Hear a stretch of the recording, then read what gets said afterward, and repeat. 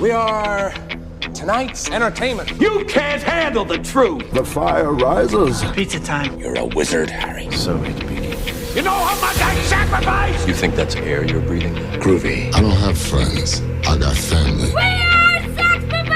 1, 2, 3, 4! Craft Services. Hey, Trent. Hi, Parth. You're looking well. You do. We've been here chatting, talking about Family Guy, talking about other stuff. What have you been eating? Well, Trent, so we were supposed to record this 2 or 3, and then I pushed it. And then we were supposed to record at 4:30. Yeah. And then PM. you had to push it because your internet was out. And then at 8, you texted me, shall we record? And then I had to push it because I just sat down for dinner. But now that I've eaten my dinner, I can tell you that my family bought Chinese takeout. And normally I get General Tso's chicken. But this time classic. I was like, I want to try something slightly different. So I got tangerine chicken, which is basically the same thing. I was going to jokingly ask if you got orange chicken, and it kind of sounds like you did. Yes. Well, and it's slightly different. Like, it's less sweet than General Tso's, but it's basically the same thing. I just wanted something a little bit different, you know? It sounds... Is that a crime? Only a little bit different. But no, that's not a crime. That sounds pretty good. Yeah, because tomorrow... Did your dinner have anything to do with tomorrow being Mother's Day? Actually, no, nothing to do with that. My dad just really wanted to order out. Oh, well, I guess you didn't go out. You ordered in. Yeah. So you're going out tomorrow? Is that how that works? I was asking my mom if she wanted to do a lunch or a dinner tomorrow. And, well, at first I said lunch, and then she was like, isn't it going to be a bit busy? And then I was like, wouldn't dinner be a bit busy? I guess it's Sunday. I think lunch, everyone which will. makes sense. She's not wrong, but I'm literally like, everyone and their mom. Very good. Yeah. I mean, she's not wrong, but it's like you're damned if you do and you're damned if you don't, you know? It's just like, well, then what's left is that I cook something she's not really going to like, or she cooks. You know what I mean? And it's like, but then that'd be wrong. Yeah. Well, tomorrow when this episode comes out is Mother's Day. I feel like, the amount of people who have children who listen to this show has got to be pretty sparse. But happy Mother's Day. Happy Mother's Day. But Trent, what did you eat? My mom is working tomorrow, and so she comes home and she's tired. So we just thought we'd go out for sushi tonight. So we got a little like bento box situation, and it came with some tempura, some like sashimi situation, and some soup and some salad. It's not too crazy, but it was good. But what is crazy is very good. Never gets old, is our interviews with talented, creative people. And but what's even crazier is our intros. As we introduce those people. So let's just introduce the introduction now. Okay. Remember when I demoted you to transition prince? What's below that? The transition peasant? The transition jester? Yeah, you're the transition jester right now. Work your way back up. Honk honk. Cue the intro.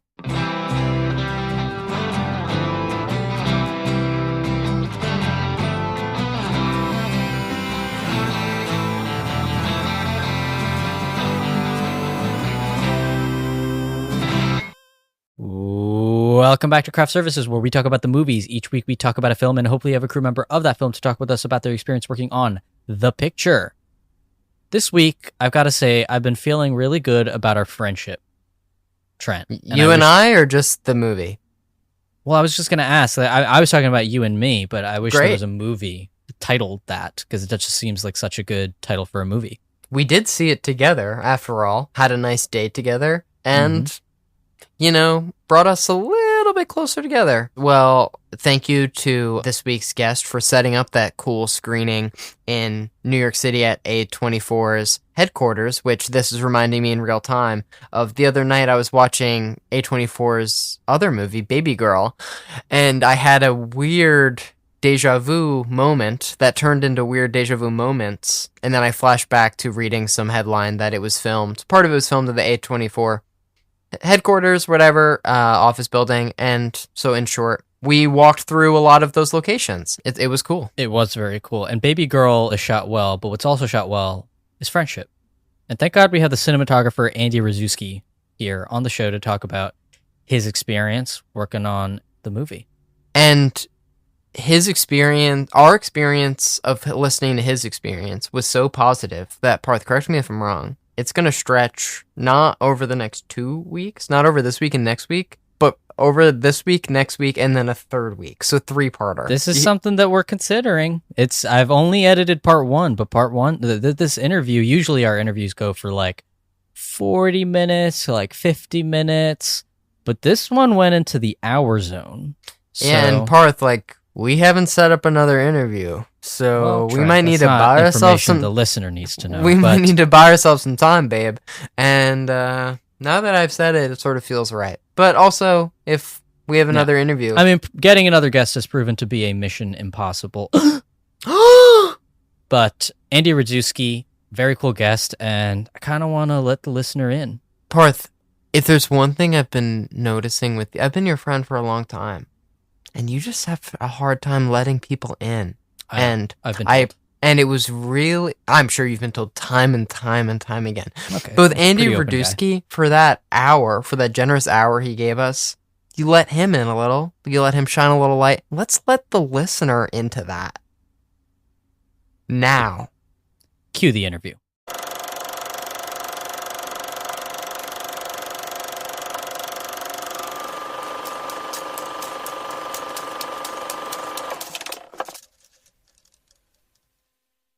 Hello, everybody, and welcome to our interview with Andy Rydzewski. He's the cinematographer behind such projects as Pen 15, Our Flag Means Death, and our film for today, Andrew DeYoung's film, Friendship. Thank you so much for being with us today.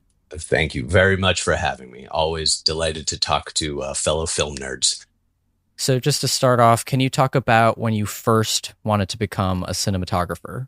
I can do my best to attempt it. I actually don't know what the beginning of that counts as, but I'm one of those folks who was super into movies at a really young age. I was really at 12 years old, I just loved movies. I had a friend, Chris Minio, who I'd sleep over at his house a lot. And his family had, all the channels like HBO and all that, which at the time was mind-boggling to me. And so I'd sleep at his house and stay up the whole night watching movies because it was just such an opportunity to see, especially rated R movies. But yeah, I was just into movies really young, but I didn't really understand any of the jobs. And so the first job I was like, oh, actor, okay, I get what that is. So maybe that. And then eventually it became, the goal was writing and directing. And then jumping forward many, many years, I was in grad school and I was getting ready I knew my thesis film would be like a couple years away, and nobody in my program was really that good a shooter. And so I started studying cinematography. I went to a very small school, Humboldt State University, and I started just studying, I was reading American cinematographers, even though I didn't know what the heck they were talking about. I just kept reading and reading and reading. And what basically happened is that the other people in my program started seeing that I was learning cinematography. So they started asking me to shoot their films, and I was learning on other people's films. And really, I think the big transition for me was, at the time I was really focused on writing, and I was doing 2 programs, a master's in writing and a master's in film production. And the lonely pain of writing, and then the end of that road being often empty, things often didn't get made, didn't get performed. That pain compared with the instant gratification of cinematography was kind of a turning point for me. So it wasn't the goal. I just fell into how you can just work so much more often and so much more immediately. This is going to cover a large span of time, but can you sort of talk about how your background in comedy television led to you getting involved with the Friendship folks? For sure. Yeah. I think honestly, I find Friendship, I think that's one of the reasons I'm so excited about this, because I do find it to be a great representation of sort of my general tastes and leanings, and specifically as related to what I like to call cinematic comedy. I've always loved comedy. When I was young, I was a Saturday Night Live nerd. I loved In Living Color. And then there was a short-lived show, the Ben Stiller show. Yeah. And it's kind of, I don't know, he's always around, but it's a little bit forgotten to time. And what they did on that show, they'd have a comedy sketch, but it looked the way, if they were spoofing a drama, it would look like a drama. If they were spoofing a doc, it would look like a doc. And at a very young age, I registered it, and immediately I was like, oh, that's what it should be. Comedy shouldn't, like, there's this kind of like, oh, it's wide lensed and overlit, no shadows, no contrast. And it always drove me nuts that people was like, oh, there's a formula, comedy needs to look this way. And I've always strongly disagreed. And, I've been lucky enough to work on a lot of comedies, but the TV show Pen 15 was sort of where my career took a real step forward. That show popped. And part of that was we were really adamant that it not feel like a comedy. It's that we're being empathetic with the characters. I mean, truly, I think films and TV are basically empathy machines. And if you're going through, in Pen 15, if it's kids going through the difficulties of like prepubescent life and pubescent life, and that shouldn't be glossy, that shouldn't be bright, it should be dirty and simple. And we were removing lights a lot of the time, trying to ugly that up and make it feel more natural and messy, as youth tends to be. And so anyway, so I think honestly that sort of was the first show that felt like it gave me some sort of a visual stamp to share with the world. And then on that show is where I met Andy DeYoung, and we got along well, and he then invited me to shoot some episodes of Our Flag Means Death. And so in season 2, I shot all of his episodes. And while we were there, he told me, he was like, I just wrote a movie and it's kind of going out. Seems like it has some momentum. If it goes, I'd love for you to shoot it.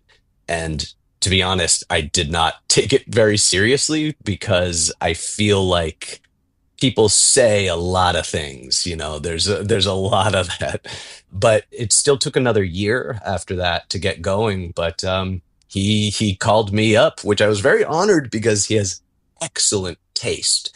He really just has such wonderful taste, and he's worked with so many people. And so, for him to ask me really felt significant. I mean, it feels like one of the best parts of my career, honestly. Yeah, I mean, talking about your visual style, I read that when he presented the movie to you, he was like, I want this to be shot like The Master. Can you talk about that initial, like, a little bit more about, like, what that pitch, I mean, I don't know if it was as formal as a pitch meeting, but what that was really like? And obviously The Master is an influence. Were there other visual references that you guys were using in that development period? Yeah, it's funny.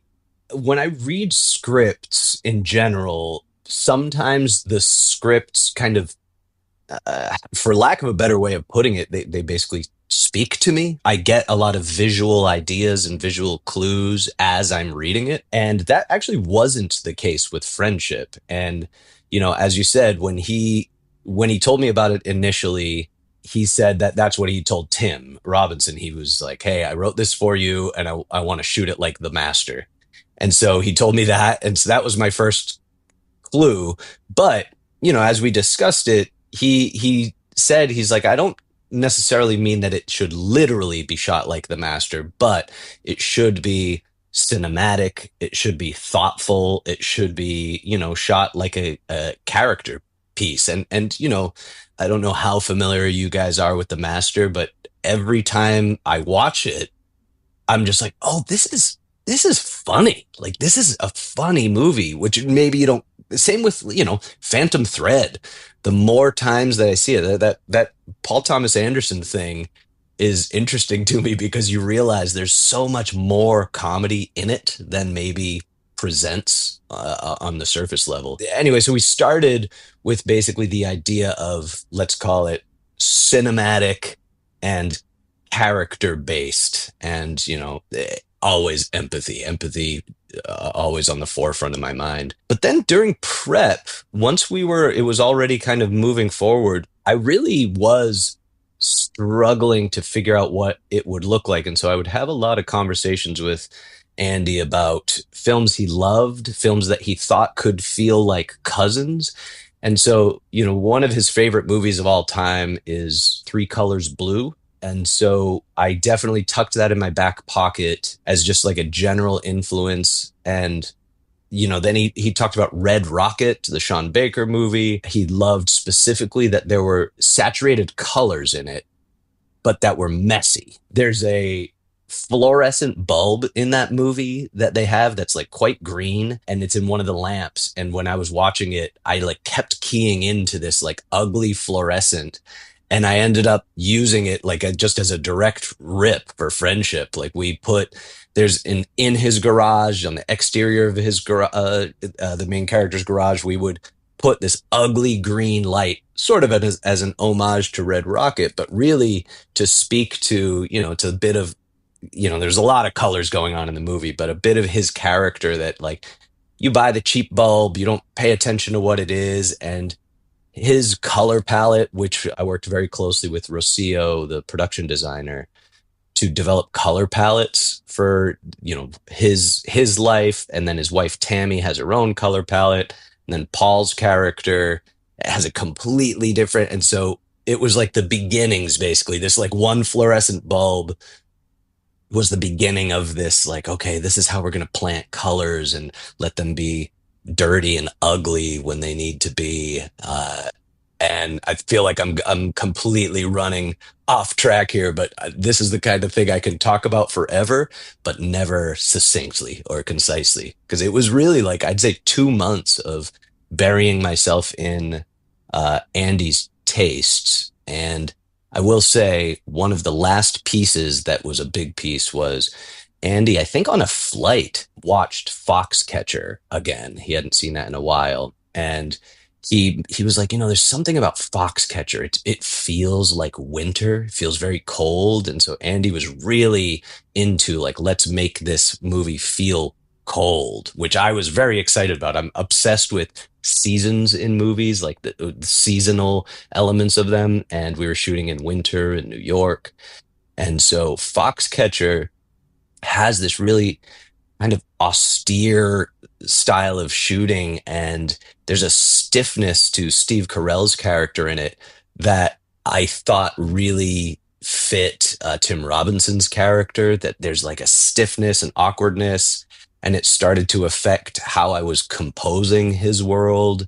It was really, if you watch the movie, you will see, especially in his house, like really dedicated to keeping lines extremely straight. Like he's sort of a boxy person, like with rules and set rhythms and not a lot of flair, no curves and roundness. And then when you meet Paul, it's the opposite, like round and warm. But it was really ultimately, to go way back to your initial question, there were a lot of movies that were sprinkled throughout. And I would say no main movie that was like the thing. It was more, we brought up a pitch-a-pong, and he was like, oh, imagine if Tim Robinson were just in a pitch-a-pong movie.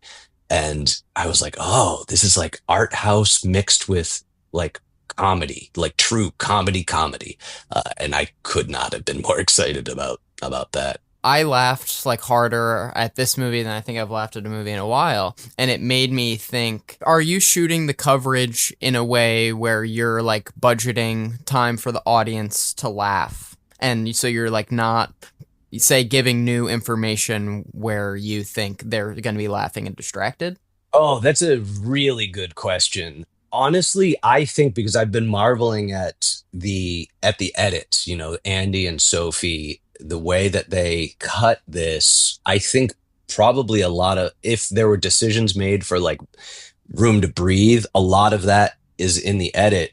But I will say, in terms of coverage, we were really the thing that Andy and I kept saying, both of us have shot a lot of TV over the last 5-8 years, and it sort of sucks, but there tends to be in TV a rhythm to things. It's really hard. And really, I'll say shooting in general, a wide, a two shot, a close up, a close up. Like you have a scene, and you have a scene that looks like most scenes that have ever been shot.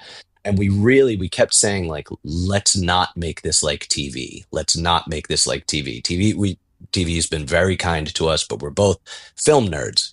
And we definitely approached the coverage more thoughtfully and with less literal coverage, with fewer pieces than we would if this was a TV show, where you need to give the editors and the showrunners more pieces to be able to pace something up or down, affect character arcs. Character arcs will sometimes get tweaked even in the edit. So we luckily didn't have to do that.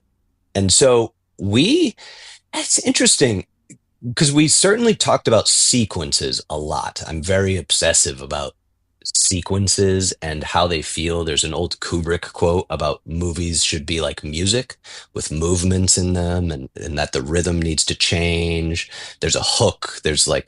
And I really think about that a lot when we're approaching coverage and how these things will go together. And if one scene is a little slower, has less coverage than the next scene, like maybe you pop in on a more active image, or that the cut, so there can be like a little rhythm to it visually, even if it's like a scene that has a lot of tights, then getting a wide so that there's breath, that there's that kind of thing.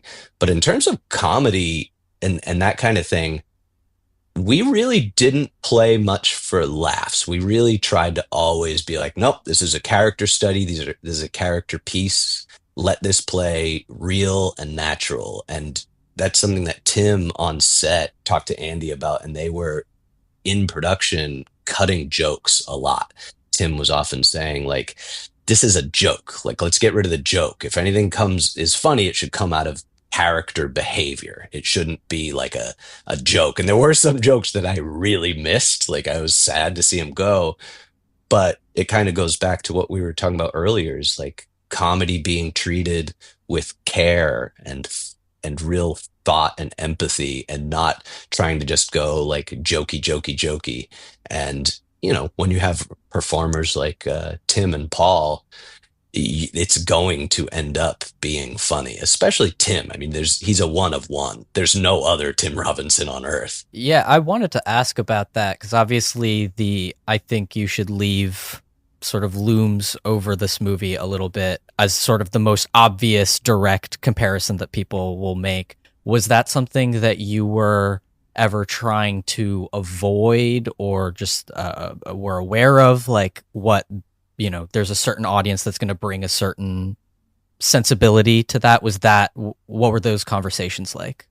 For sure. It came up a lot. There were, I think there was even like a paranoia that the fans of I Think You Should Leave would come in expecting it to be just like I Think You Should Leave, but it's funny because during production we were like, boy, this really isn't like that show. It's much more dramatic, much more like mellow. And now, as it started to come out and there have been screenings and reviews, a lot of people are like, oh, it's like an extended I Think You Should Leave sketch. So we really didn't think it would register that way, but it definitely has for a lot of people, which is, I mean, I'm one of those people who's obsessed with that show. I've seen every episode.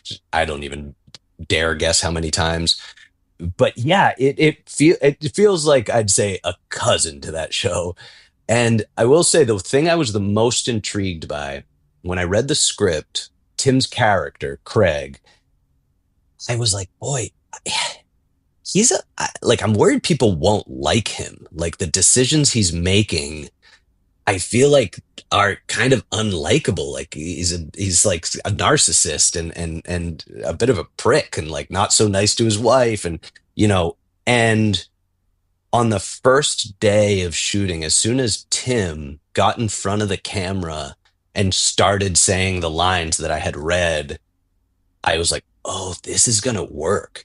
Because he brings, I'm kind of amazed by it. He brings this level of just humanity to it. Like it's, even though he still is Tim Robinson and he has those bits that we all recognize from I Think You Should Leave, there's something more grounded about it in this movie to me. And I've been lucky enough to a few times be filming somebody, and as I'm watching them, I'm like, oh, like this is a star. This is a person who has that thing, whatever that thing is.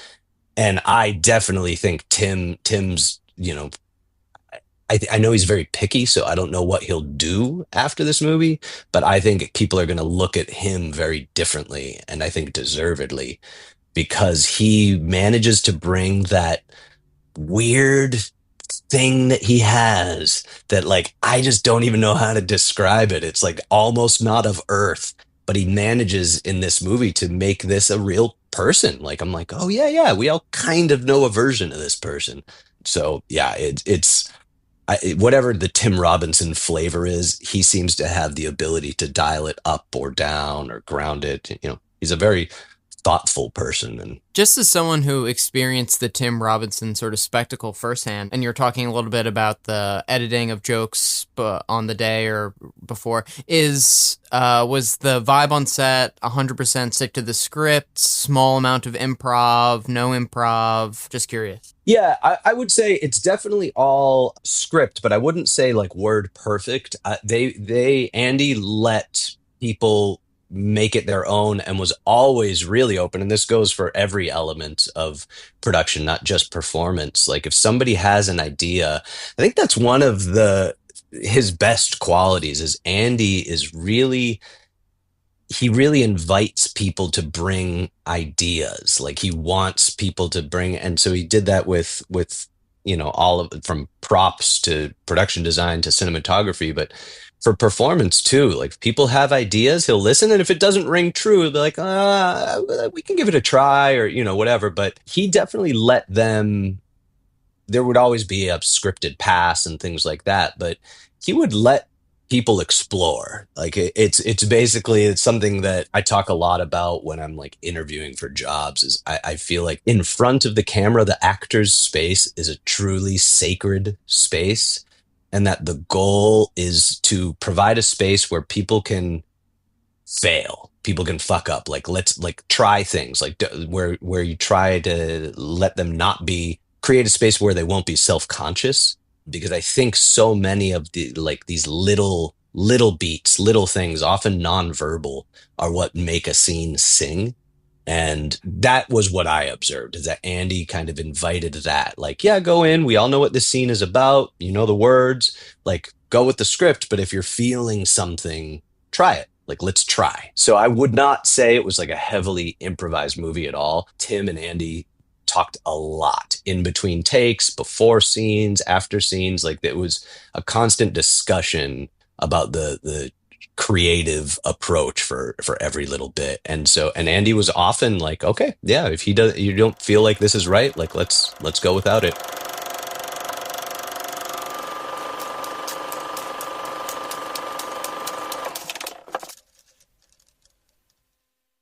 That was fun.